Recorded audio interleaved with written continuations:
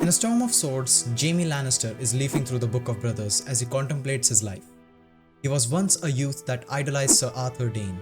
He wanted nothing more than to be one of the greatest knights in Westeros, known for his valor and his honor. Though life doesn't exactly seem to have panned out the way he had hoped. He can't look himself in the eye. He puts up a front of sarcasm and vanity because he is afraid to face what lays underneath. Man who threw a child out of a window.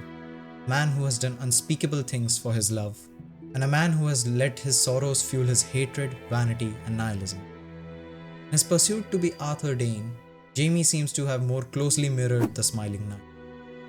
He looks at the vast emptiness of his own page in the White Book, his most honorable deed forever shrouded in dishonor by both the small folk and the nobles.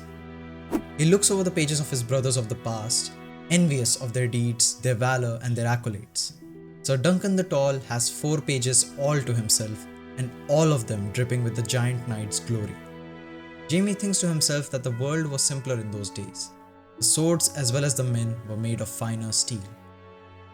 These thoughts bring some comfort to him, but they are also false. The world has always just been.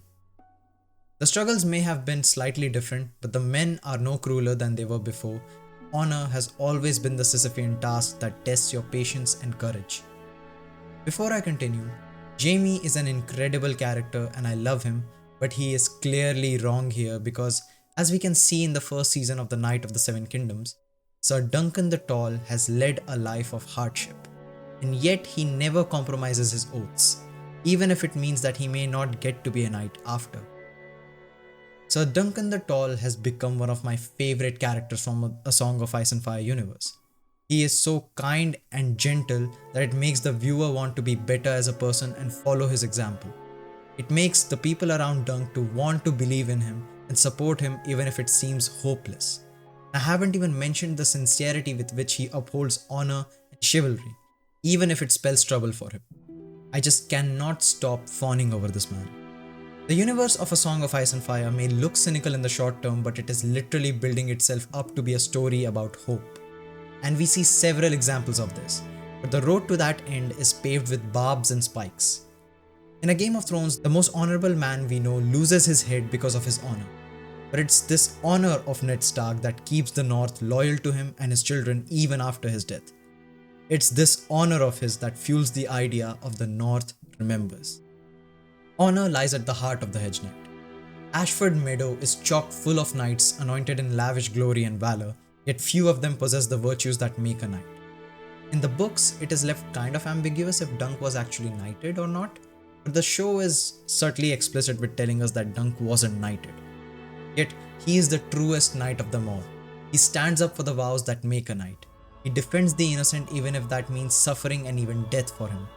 He wants to be a great knight that makes a name for himself at tourneys and in battle, but that sentiment is not backed up by vanity, but with genuine kindness that comes with the responsibility for being capable of saving innocent lives and fighting for the righteous cause. Sir Dunk is a true knight among the glorified warriors claiming knighthood. With what we see of Dunk in The Hedge Knight, I am sure that he will continue to uphold his vows. The conflict will never get simpler or easier.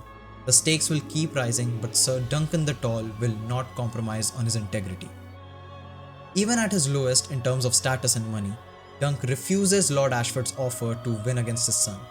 Even if it takes care of the biggest concern that is troubling Dunk at the moment, it makes sure that he keeps his horses and armor, it earns him the glory that he wants, and it earns him the ransom that comes with unhorsing a lord's son.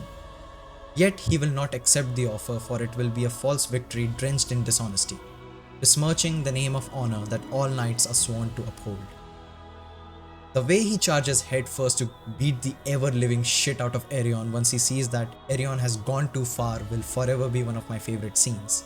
Something that I felt was missing from the show that it kind of makes up for in the end was that in the books we see the small folk cheer Dunk on before the trial of 7 starts. It also kind of serves as a metaphor for gods blessing Dunk as a woman, an old man, a begging brother, and a maid cheer him on.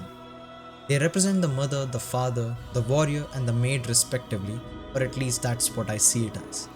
The show kind of makes up for this oversight later with the small folk cheering Dunk later in the battle, and the theory that the gods resurrected Dunk because his cause was righteous.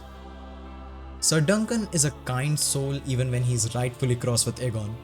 He doesn't badmouth him to Baelor. Instead, he counters Baelor's chastisement of Egg with heartfelt words.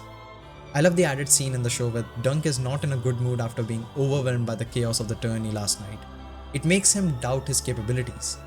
So it compounds when he wakes up to Egg and Thunder missing. He takes his frustration out on Egg at first, but quickly turns it back around. He won't let his frustration be a scourge for his poor squire, who is just, so sweet and thoughtful that he took it upon himself to train so that he can be a worthy squire to Dunk. The scene where Dunk teaches Egg to stitch and when both of them cook and share a sandwich are just about the cutest from the show.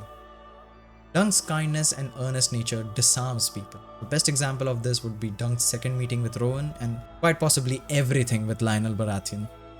So in conclusion, Sir Duncan the Tall is a character that makes you want to be better as a person. To be honorable even if it inconveniences you, not for gain or glory, but simply because it is the right thing to do.